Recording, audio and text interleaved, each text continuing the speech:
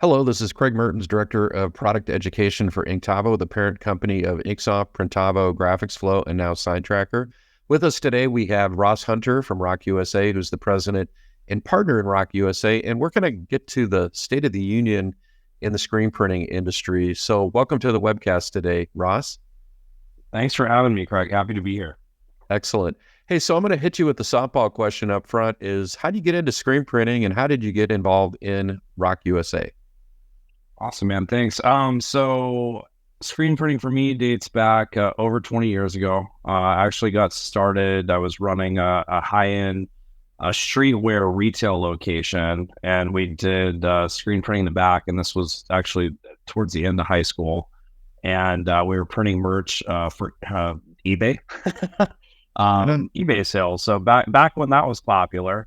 Got really into it, was really into art at the time, ended up going to school, getting a degree in fine art with an emphasis on printmaking. So got to do this from, a kind of a learning and school side, which was really interesting. When I got out, found a business partner, started a company in Los Angeles called Reviation Industries, built that into a fairly large decoration business, and sold it about 5 years ago.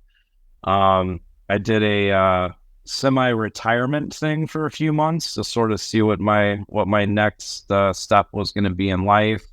Got a phone call from a friend of mine, Ryan Moore, who a lot of you probably know out there in our world.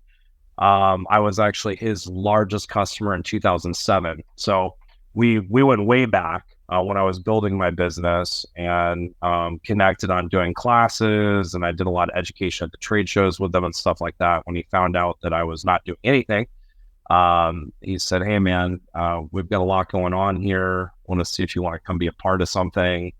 And so I came out and we worked together to basically take the ROQ brand, partner with ROQ itself, and launch ROQ US a little over 4 years ago. It has been now going into our 5th year. So really excited to be on this side of the industry. It's kind of fun. I've gotten to play in, education, consultation. We had an artwork company years ago. I had a decorating business, and now I'm here on the equipment side, kind of seeing everything full circle. So it's been a fun journey. And I always say to people, once you're in this industry, you never get out. It's just such a fun community and great group of people. Hey, so how would you describe, ROQ's unique position in the industry, especially compared to kind of what other folks are doing in the automated screen printing equipment side of things? Where do you guys fit in? So, ROQ's a little different, I think, than everyone else out there. I think it's apparent when you go to places like Long Beach, which we all just got back from, right? We have, we have a great product, which I think is on the forefront of technology. That's kind of our biggest value add to the market is we're fully vertical in Portugal. We're able to pivot quickly. We build everything from the ground up, which allows us to engineer and develop, I think, at a different pace than a lot of, our competitors that are out there. We really understand the need for technology in this industry, right? This industry is lagging behind in both software and just technology in general, and in business acumen, probably 20 years. At least to a lot of other industries. So our goal is to embed that technology into our equipment, allowing customers to create APIs get KPIs out of their equipment so they understand how their business is running and they can make adjustments. And we listen to printers. So that's our big thing, right? Is what do you need? We take that advice, we'll go back. We bring it to a very large group of engineers, and we've got over 100 engineers in Portugal. All they do all day long is design new ways to make equipment better. And we take that feedback and we run with it. And we've seen a lot of great results, with that. From the equipment standpoint, I think from a company standpoint, it's going to sound hokey, and I don't want it to come off hokey, but it's true, and it's dear to my heart. When we say your partner, we're your partner in print, which is our tagline, right? ROQ, your partner in print. We mean that. I come from a background of helping businesses grow in this industry. It is my greatest passion. It's what I see as my greatest success. I had folks coming through the trade show last week that I taught a class to, 15 years ago. And, we're hugging, and they went from like a little manual in their garage to now they've got 3 autos and they're crushing business. Right. And to me, that's what being your partner in print means. It's being a business partner. It's bringing in education. It's partnering with other folks in the industry, like Inktovo, Supercolor, a lot of the people we've got partnerships with, to bring together an environment that can help someone grow, right? So it's not about, yes, at the end of the day, do we make money by selling equipment? 100%. I mean, that is what we do.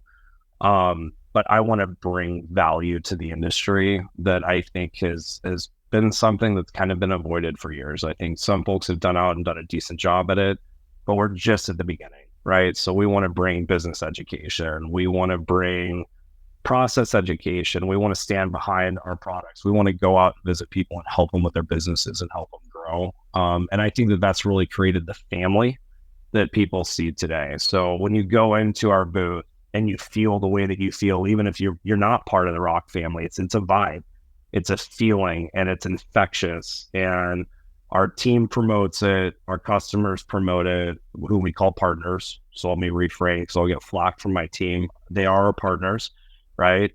And it's amazing. And I think that that's what we're trying to do here. So if we can help people build their businesses and we can give them the best technology to do that, that's what sets us apart.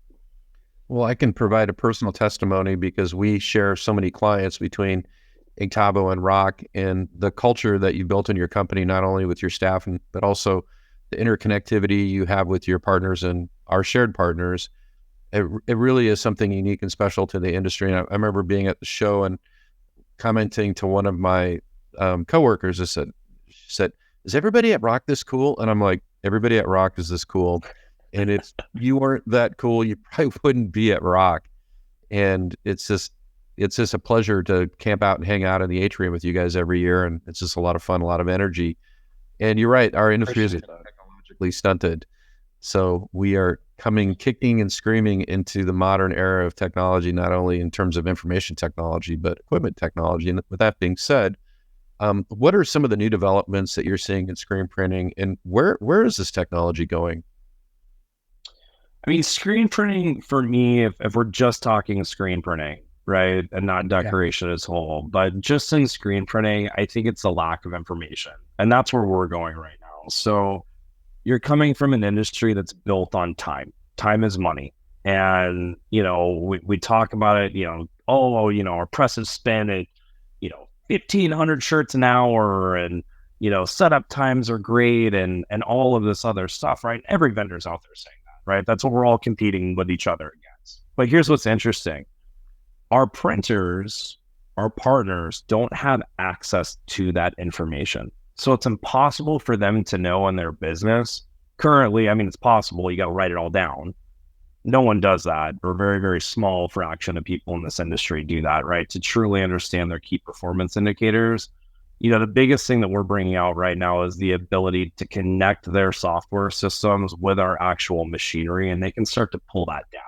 So when they've got an operator on the press and that operator hits the stop button, they have to select Y, ran out of ink, pinhole, whatever the reason is, right? And then when they hit start again, it's going to calculate that downtime, and they can either log into an online system that we've created if they don't have like an ERP or something to run an API to, or they can run an API or open an API over from the machine. Vice versa, they can push data. So I've all been in a ton of shops. Everyone's walking around with folders, with massive amounts of paper and all this kind of stuff. Imagine feeding a job to the machine and saying, this machine number is getting this job. It's got the job number. It's got, what kind of blank it is. It's got the quantities. It's got everything right there on the actual screen of the press. And and then all the KPIs run with that one job. So that's the biggest place that we're going now. And I think the biggest opportunity, and again, this is just an add-on to something that we're doing already. We've got the machines, but to add that business element into screen printing so people actually understand, when do I need to make the next investment? Where do I need to invest? Where am I having the problems in my business? And I think, from my days of consultation, the number one thing I found when I went out to people's shops is they just weren't making money. They had revenue, some of them in the millions. But you would take one job and sit and break it down with them and start asking a bunch of questions about, well, how long did artwork take? How long did this take? So on and so forth. You get to the bottom and you figure out the costs on it, and they're either negative or they're making like 15 cents. And I mean, I've got to say, as a business owner for the last 20 years, I don't want the headache of running a business to make 20 cents, right? The whole point of this is for us to have free time, have unlimited, resources to be able to make as much money as we can. And we want to provide that dream to the people that are getting into business. But the only way to get there is to manage your business through numbers. And that's just something that we see as just a huge missing element, to what people have right now. So we're trying to figure out how to bring our technology into it. And that goes from like on press to folding and packaging, another huge element that we see all the time where people have, 10, 15, 20, sometimes 60 people manually, doing all this work. How do we automate those processes and how do we do it in a smart way where people can get the data back, understand what that's doing for their business so they can calculate ROI on their investments, on their people, on their machinery, so on and so forth. So from a tech standpoint, screen printing, I think that we've automated a lot of it, which is great. I think a lot in the last, 6-7 years, it's gotten gangbusters from pre-press to post-press, just seeing what's been done. I know there's a lot of room for advancement with robotics and auto loading, auto unloading. I mean, at the end of the day, I think it's a race to, how do we get less people in these businesses or have them doing different things, right? So it's all opportunity costs. And so we're working on a lot of that kind of technology as well. Sounds to me the big takeaway is information technology. We've got the process down. It's now trying to maximize our investments, maximize our workflow, get the most out of our equipment. I talked to, it was interesting. I had two printers standing next to me at the impression show, and one gentleman was explaining to him with software and information tools he was using that he was booked out 2 weeks on his equipment. And the other guy said, man, we just come in every morning and figure out what we're going to print. And you look at the dichotomy there. And, I remember when we had our family collegiate sportswear business, my dad losing his mind because the film department was backed up and the screen department couldn't burn screens. And we'd have our screen printers mopping dusting and mopping the floor, so information technology is, I agree, across all aspects of apparel decoration is our future. So, do you see anything going on with screen printing ink? Are there any breakthroughs in screen printing ink? We talked a little bit about this on the digital side of things, but what's going on with screen printing ink? There's some stuff being worked on. I know from our standpoint, we have a partner of ours who's been in the lab doing lots of testing on a lot of different opportunities with CMYK printing and kind of pushing the boundary of that, getting a digital result. So being able to screen print with inks that have different properties than what we're used to, that'll allow you to do true CMYK as a digital replica process, but with plastisol inks, which is just something that no one's quite gotten to, right? Where you can do a white shirt, a blue shirt, and a black shirt, CMYK, and have them all look the same. I mean, I remember I got a gig years ago with the Bill Engvall show, and they wanted denim printed on the shirt, and the only way we could figure out to do it, what we had, was 4-color process. Well, they wanted white and black. I mean, it turned out awesome on white, and we went to the dark garment, and I mean, we must have spent days on setup and configuration to try to dial that in. So imagine a world where you've got inks where you don't have to think about it, and they're just doing what you want it to do to get that full color result. I think that that's kind of the next iteration of where we're going to see screen printing go, is kind of simplifying, hardcore simulated process jobs down to 4 screens. I know that's being worked on by probably more than just one person. And imagine getting there and then being able to create ink systems that feed onto the press, right? We're actually pumping that plastisol. If you're able to stay set up, I mean, I see a world where you've got your underbase configured head one, you've got your flash, and you actually have ink systems that are dropping ink into those. I mean, take it a step further, then you add camera vision to that, and it'll read when your ink's getting low on the screen. It'll automatically disperse that in. I mean, I think it can go as far as people are willing to take it. I think that the ink systems and the fabric, differences of what we play with today are the biggest roadblock, both for screen and digital, right? Because you got poly to deal with and different types of fabric. And so I think when someone can solve that riddle on both sides, it's going to change the ball game, yet again. Question for you that I'm really interested to hear your response, because I get asked this from screen printers on a fairly frequent basis.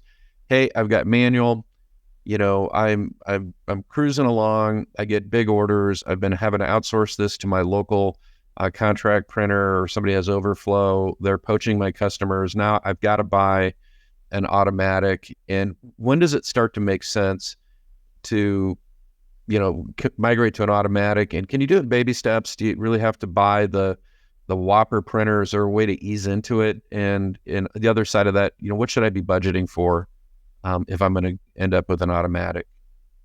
That's a great lot of questions. So, I went from manual to auto, right? So I was one of those people that did it. And for me, in my own experience, the math had to make sense, right? So it was, if I'm looking at, just take an average cost of getting into an auto, you're probably looking at around $85,000, right? I'm just trying to throw an average out there.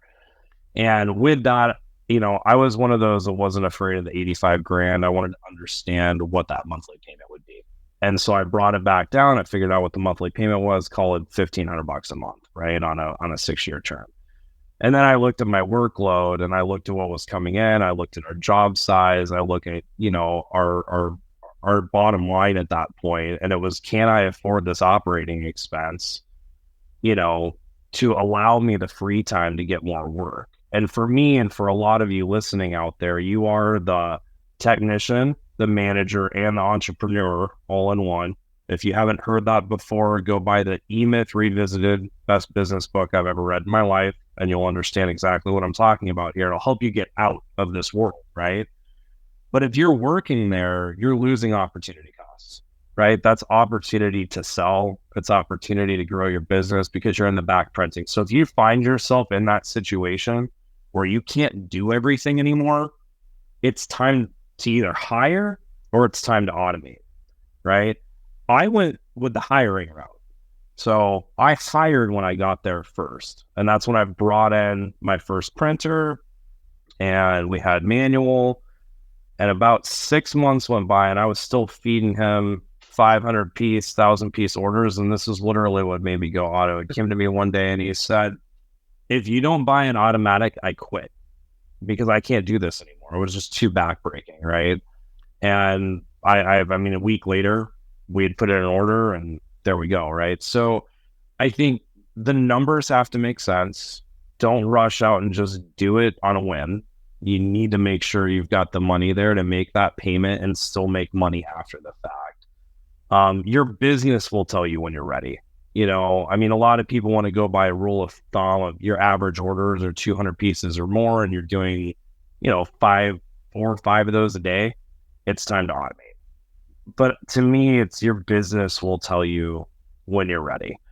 And don't let it get to a point where you're turning down opportunity, right? I would say if you're brokering work, it's time to get an auto. Don't broker. I mean, you're making pennies on the dollar when you could be doing that yourself, and you could be freeing up space for more runs.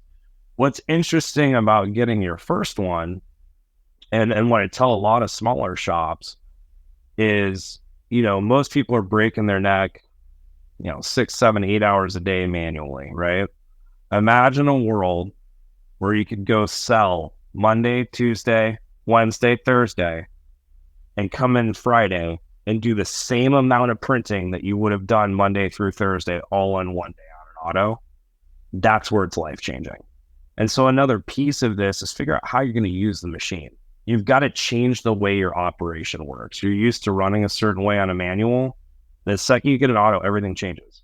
Your scheduling should change, when you're printing, how you're printing.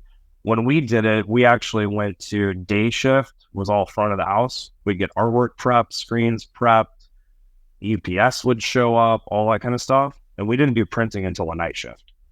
And so we had a night shift come in from 3 till midnight. And that's when we did all of our production run. And that way, those people were never sweeping the floor, as you mentioned earlier, or doing something else. They came in, screens were burned, shirts were there, everything's ready. And they just went to work, and all they did was print.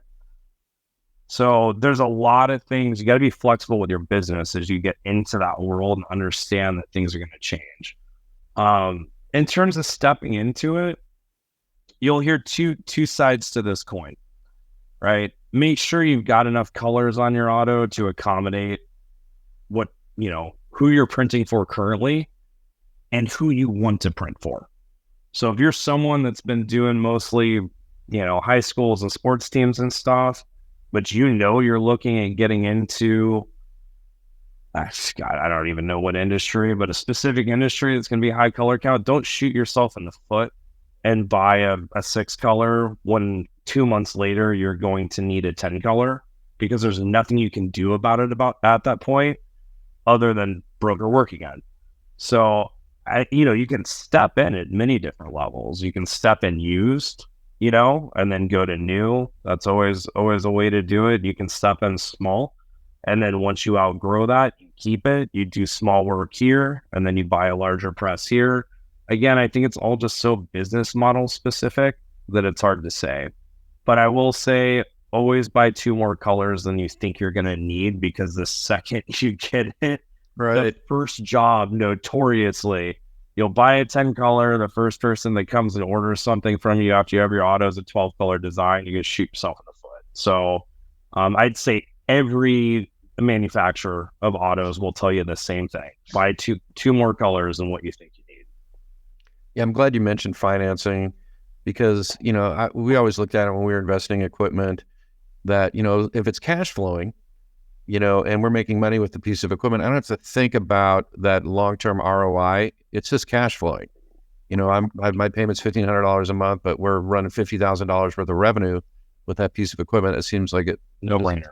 Thought to figure that out, even with higher interest rates today. Do you feel like, when people are migrating into their first auto, is that the time to go with direct to screen? Is that the time to go with an automated reclamation system? Or, how does that all interweave into itself? We find that it starts with an auto, and then I would say pre-press would be next. So this would be like your direct to screen.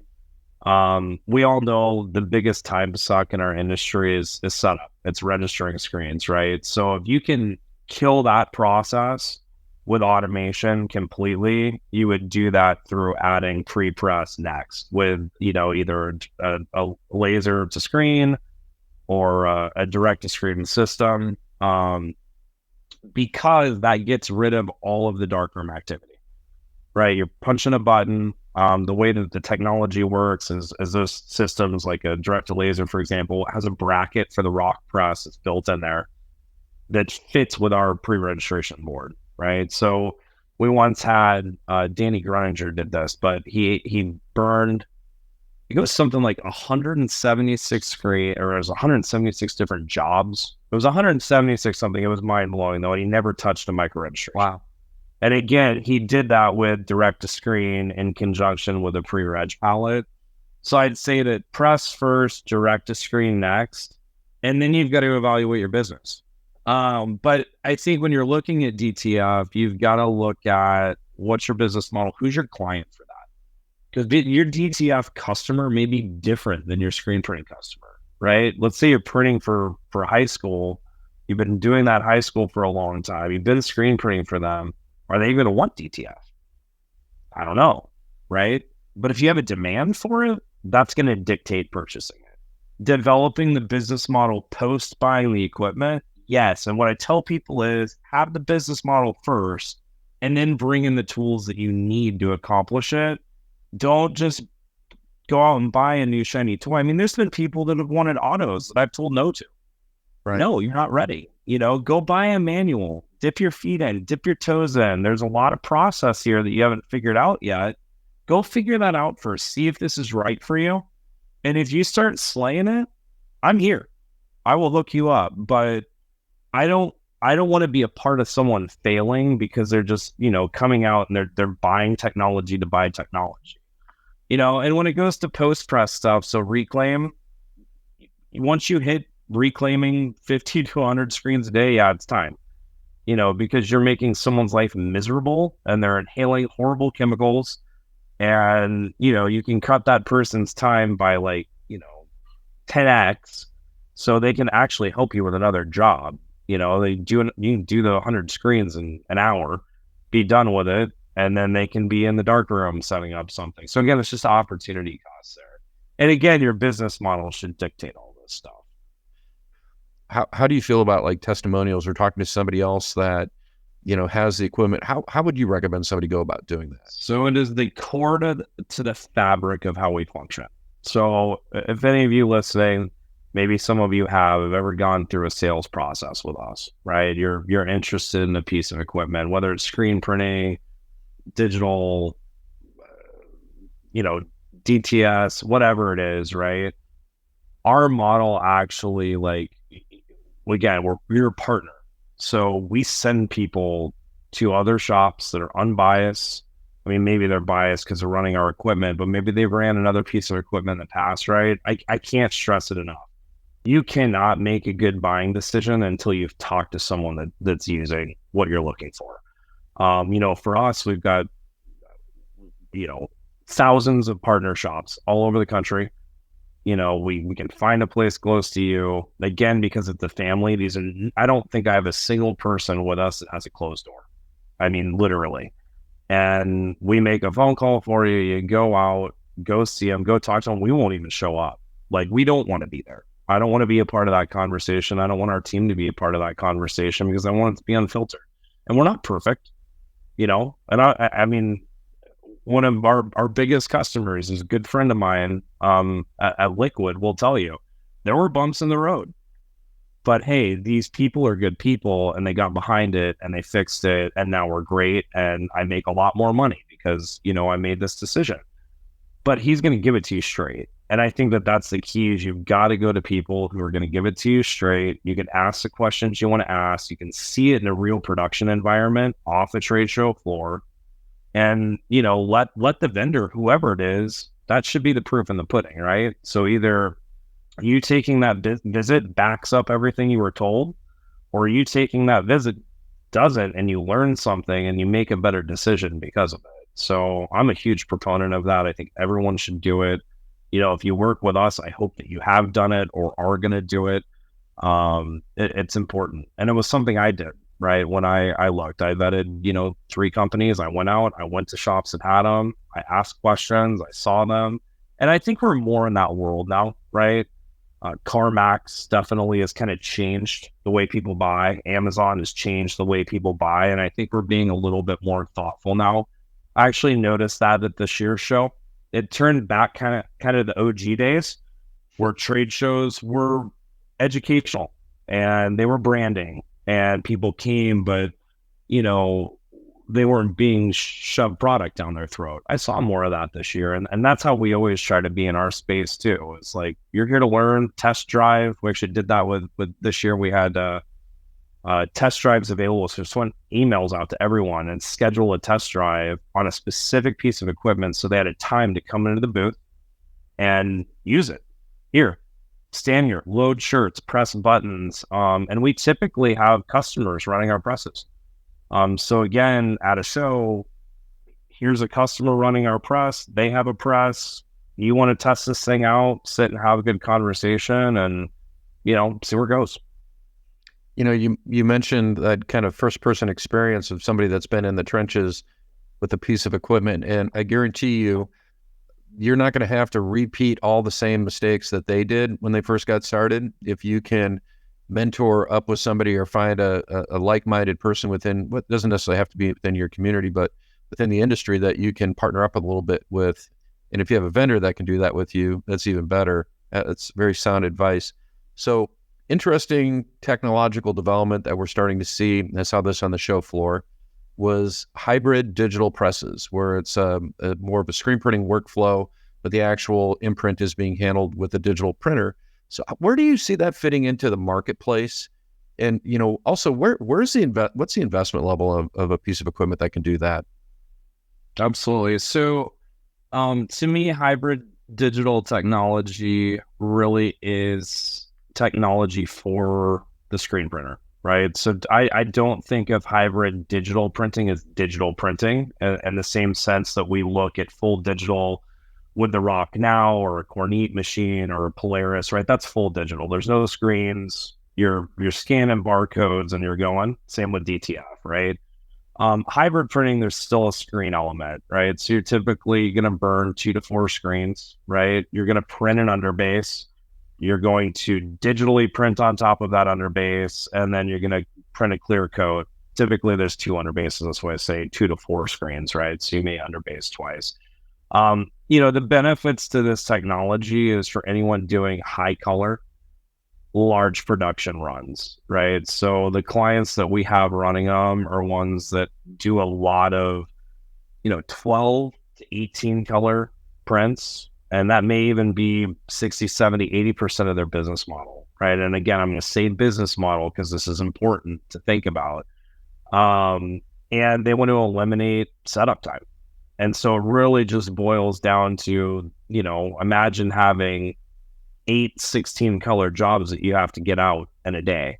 That's a lot of darkroom time. It's a lot of screens. It's a lot of setup, right? So this machine eliminates all that. You burn 3 or 4 screens, you get them on, you line up the digital machine to that underbase, and you're off to the races. The ink cost is super low. So in comparison to traditional digital, where you've got a pretty high cost per print, this is in line with what you would spend on a screen printing consumable. So there's not a lot of cost in the actual consumable piece of the product, but it eliminates setup time. So I think it's a very niche product. I don't think it's something that's going to replace, take away, change screen printing in any way.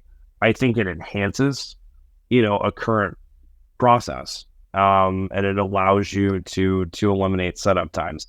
The other cool thing is it allows you to get more colors and continue to screen print. So we have a great partner out in Montana, 12-ounce Profit, and they're like mad scientists. That's what they're all about. So don't think of these as high production printers, but they're printing really high-end retail garments, right? And so what the hybrid did for them is it allowed them to bring full color into places. I kind of think of this, if anyone's familiar with Robert Rauschenberg, he's a really famous artist, right? He did a lot of mixed media with screen printing and paint.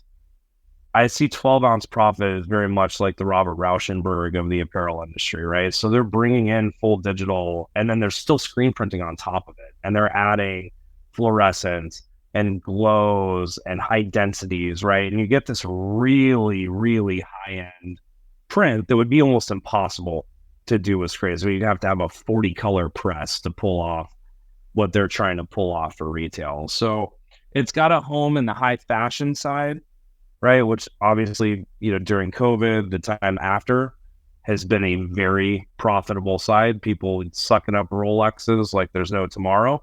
Those people are spending money still, right? So it has a place there. And then I think it's got a place to eliminate setup times for high production run, high color count folks. To get into it, just for the machine, if you've got a press that it will adapt to, I would say it's around $250,000 investment. So it's definitely not inexpensive. And with this technology, you've got to make sure you got a full-time person that understands it. And what I mean by that is, I'm not going to say a maintenance person, but someone that can maintain the machine. So you're going to need someone that's got that engineering mind. They can think through problems, because digital, however you look at it, is a beast, and you've got to have people there to help out. Is there a maintenance advantage because you guys are white underbasing via screen printing process versus pumping that through a machine? Is there going to be a maintenance advantage there? Not really. I mean, there's still digital heads, right? And frankly, color tends to clog worse than white. So we have, we've formulated and formulated and formulated, and I think we've come out with a great machine. We have one set up at our facility. It runs once a day, it caps, it does its thing, and we don't have problems with it. But you throw the same machine in Arizona in the summer, you're gonna have to think about it a little bit more. I'm in Florida, so I get the benefits of the humidity there. But yeah, they can be finicky and more finicky than machines that have white, frankly. So it does take some maintenance, and it just takes the knowledge. And this is where I tell everyone: anytime you buy anything, you're a larger shop, spend the time. Like for us, we'll send people to Florida to our facility or Portugal for free. Take us up on it. Take your people, go get them trained on how to tear apart the machine, what the parts are for, and all that kind of stuff. These are things your manufacturers will do for free for you, and it will save you so much time on the phone if you have someone there that knows what they're doing. So get educate. Well, it was interesting on the show floor in Long Beach. I gave up counting direct-to-film printers on the floor, and I think you and I talked about this. Last year, there was maybe 30. This year, it was well over 100. It seemed like there was a direct-to-film printer in every booth. The Chinese manufacturers were even there exhibiting. Some of the signage was rather interesting with the grammar and spelling. That was kind of fun. But how do you really honestly feel that DTF is going to impact the average screen printer? You have automatic presses, you're doing volume, and all of a sudden DTF comes into the picture. And how do you see it actually have an impact on the traditional screen printer? So I think DTF is disrupting the manufacturer side of the market more than it's disrupting the consumer side of the market right now, right? It's kind of like you mentioned earlier, when digital first came out 20 years ago, and I was there just like you were to watch that whole thing, unravel. It's new technology, and it's not understood yet. It's not serviceable here yet. I think it has a place in the market. And when I go to larger businesses in the space that are doing, mass direct to consumer printing, they have 15 or 20 of them, and they know what they're doing, and they know how to work on the machine. They understand the cost that's going to come with it and the print heads that are going to go down, right? And they have their own maintenance people that are on staff 100% of the time that have been trained, and they understand it. The problem is, there's only one manufacturer in the US currently. The rest of these machines are all being imported from a couple places out in China, which means that the people that know about them are across an ocean, right? There's not service techs yet, or a lot of them. There may be a couple, right, that have been trained. And it's not going to solve for screen printing. The hand is different. The feel is different. Again, your customer is not just going to all of a sudden adopt DTF. It has a place in the market. I see it much more heavy on the direct-to-consumer side, right? So this is the pay, click, check out. I ordered one shirt and it's getting shipped to me to my house, and I wanted a Green Bay Packers shirt with my face on it, for the game. And by the way, I know that they're not in anymore, and it saddens me because that's my team. I'm a Packers fan too, brother. I'm still hurting. Yep, it sucks. But that's the place for it. I think that folks thinking, hey, this is going to replace screen printing, I've got it wrong, right? Screen printing is bulk run.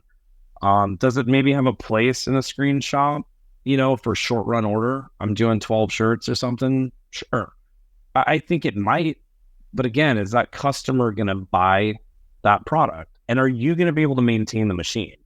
And I think, again, because it's such a low cost of entry, you have everyone right now like, oh my gosh, I have to have this. It's the buzzword, and this is exactly what happened with digital 20 years ago. It was like breaking news technology. We all need one. And to your point earlier, most of those machines ended up not in production doing things because you buy it, you don't understand the maintenance, you don't understand it needs to be turned on and used every day. You're getting booked up with screen printing work and you haven't figured out the business model to sell DTF yet. And the first time you try to use it, it doesn't work. And I've heard that story many times already, right? And so it just worries me again with everyone going out to these venues and just dropping cash when they don't have the business model built for it. They don't know how they're going to use it yet, and they think it's solving a problem, but I'm not sure that they even know what problem it's solving, right? Um, I wouldn't take runs under a certain amount at my business, and I have colleagues, now on the decoration side that have the same rules. I have a buddy that won't take under 600 pieces. If it's not 600 pieces or more, it's not printing it. Guy turns down 4, 5, 6, 7, I don't know how many millions of dollars worth of small run stuff, right? And still to this day can't prove that that's going to solve the problem.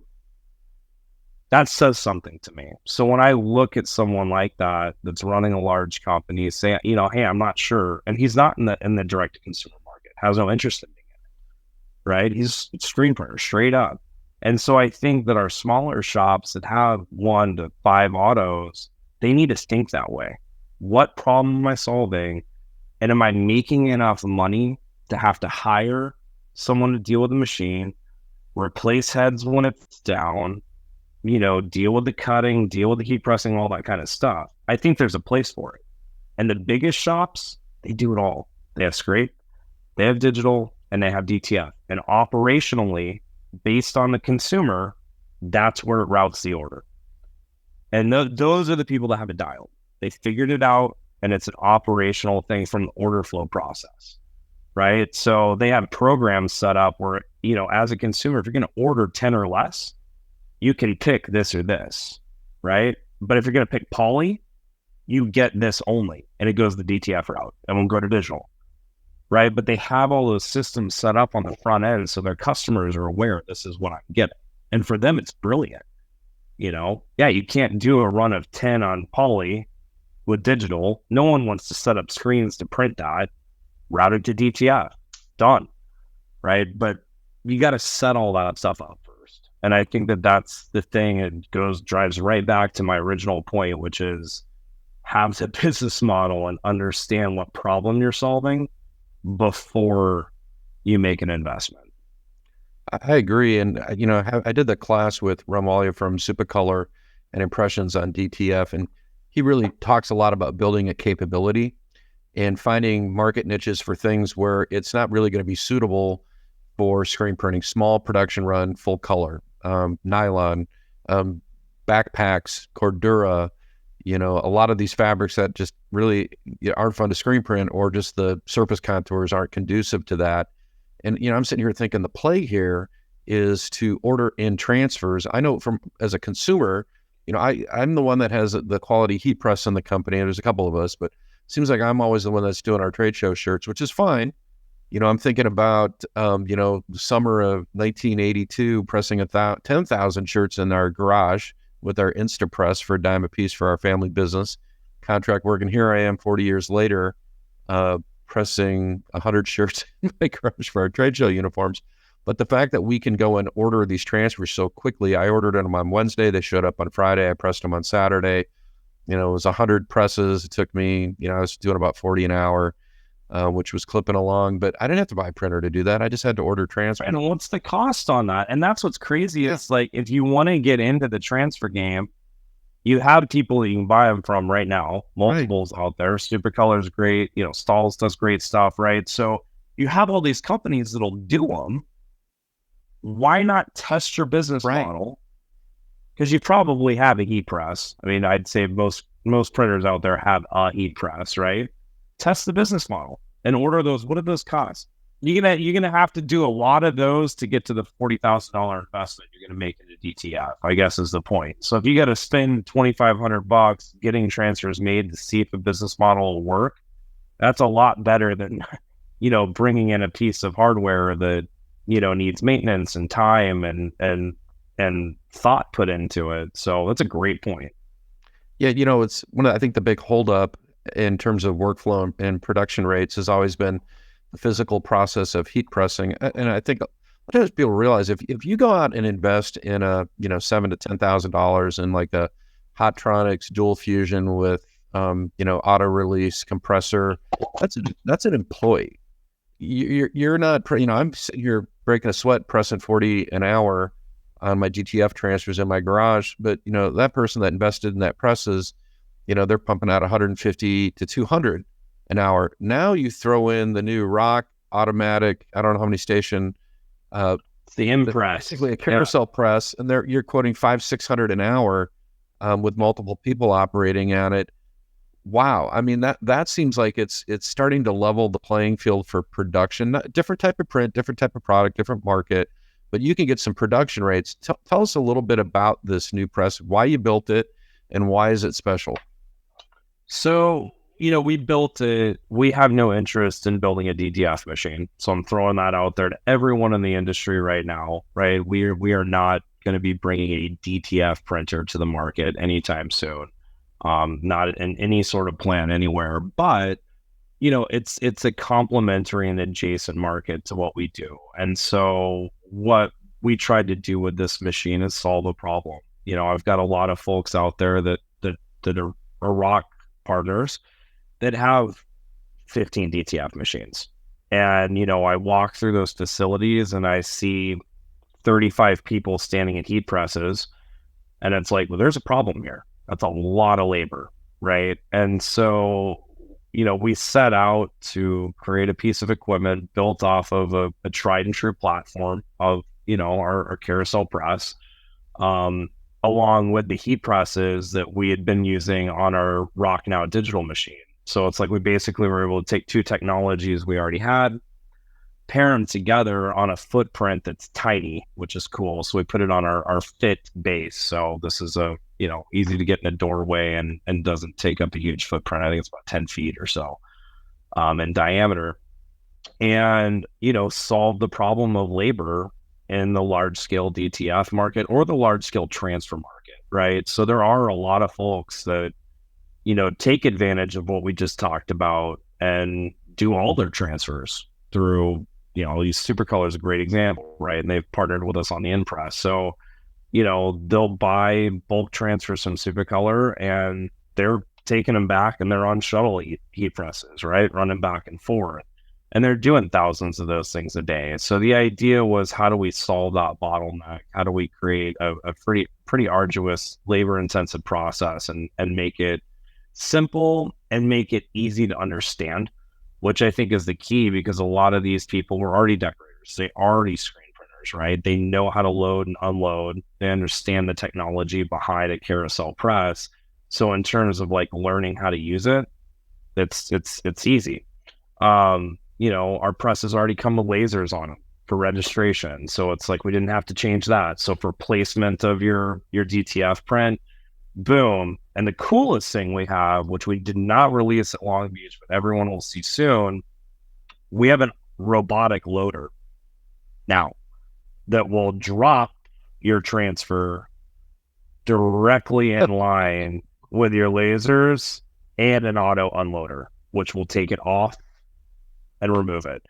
So keep your eyes peeled, because this will even take the human element out of this process, and we'll be really excited to release that here in the next probably couple months. So it's done, it's testing in the factory. I've seen video, it blew my mind, and I'm excited to share that with everyone. But that was the concept, and it's to stay with what we're good at.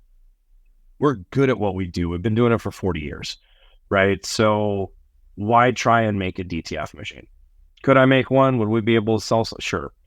But I'd rather help the people that are out there getting the other stuff, get their transfers done, get them done fast, and not try to break off into a new market that I don't even fully understand yet. I want to touch just a little bit on AI. We could probably do a whole class on AI, and I know that's something that's near and dear to your heart, and you are on the panel in Long Beach. But if you were to recommend one, technology and AI that's really going to make a difference in your shop today, without having to be a super technical person, what's one example of AI that everybody can implement in their shop today? I'll give you two. Okay. Because one I've played with way more than the other. I've got other people on our team playing with all sorts of stuff, but I use GPT.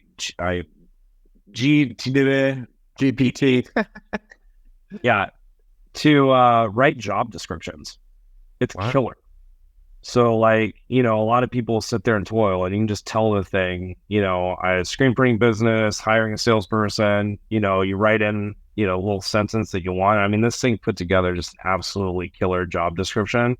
So there's a lot of like HR kind of tasky stuff that I think it does really, really well because there's enough information out there and it's done it. I mean, that's a simple thing just to save you, an hour at a time. Where I see it most used, and where we even use it at the trade show, is all in Midjourney. So it's all in artwork. The last few shows we've done, a lot of our art is done through AI. If those of you were in our booth saw a couple of the liquid prints that were coming off the press, and we did a couple on the ROQ Now digital machine. Those were all manipulated through AI. And it just does some unbelievable art and things that would take, I mean, I've been using AI and Photoshop for, 25 years now, something like that. And I mean, I couldn't touch this stuff with a 10-foot pole. Yeah, it is mind blowing. I'm still waiting for the day where I can say, go into Midjourney or Dolly and say, hey, create a cool vintage t-shirt graphic with a collegiate font in 5 different styles, and I need a mascot in the style of the Baltimore Ravens head, but I need it to be a bulldog, and I need it to be 3 spot colors and set up so I can easily. We're getting closer. We're halfway there right now. We're definitely getting closer. And yeah, ChatGPT, it's funny. I use it daily, but I use 3 tools. I use ChatGPT. Believe it or not, Microsoft Edge browser has a thing called Copilot. And if you don't want to spend the $20 a month with ChatGPT 4, it's built in with ChatGPT 4 and Dolly. I think one version back, or maybe even the current version of Dolly, is built right into the Copilot. And I set it up I created a shortcut and set it up as an app, so I can open it as an app, so I don't have to use the Edge browser. And then Google Bard, give Google Bard a shot. All right. If ChatGPT can't give you what he's looking for, Google Bard will give you a good answer. You just have to be a little bit more careful with Google Bard because it can pump out some erroneous information. But, for like writing copy and subject lines for emails, all these menial things that we do. And one of my coworkers sent me an email that she was going to send out. I said, man, it's too wordy. And I threw it into ChatGPT and I had it clean it up and come up with a couple subject lines. And I was like, this took 30 seconds. What is the one tip you would give somebody that's just getting started in screen printing? Just getting started. Meaning they've never done it. Yep, they just bought equipment. Okay. Oh, they just bought equipment. I would even go before that. So if you're someone who's like, hey, I want to get into this industry, go take a class. That's just the number one thing. We teach classes through Made Lab all over the country. We've got, I think Color Matrix has classes. There's all these companies out there that teach a screen printing class. It's all process driven. Go take a class. First of all, just make sure you understand what you're getting into, right? 90% of screen printing happens all in making the screen. Printing is very simple. That's 10%, but you've got to understand art. You've got to understand the darker. You got all these things, you have to understand. If you've got equipment, two biggest pieces of advice. Make a business plan. Don't just get equipment and think you're going to make money because you have 5 people that asked you for t-shirts. Identify your market, identify who you're going after, and be the best at one thing first. So if you're going to go after schools, you go after every school that you can go after. Get really good at it. Learn how to sell, learn how to get in front of people, you get really good at one thing, and then diversify. See, too many people try to do too many things at one time when they get started and they suck at all of them, or they're halfway good at all of them. Become an expert in one field, right? There's tons of work out there. Secondly, is the most important thing is don't, and this lends itself to the first answer, but do not try to diversify your business within the first 3 years. And what I mean by that is, if you're going to be a screen printer, be a screen printer. Don't be a screen printer and a vinyl wrapper of cars and an embroidery person.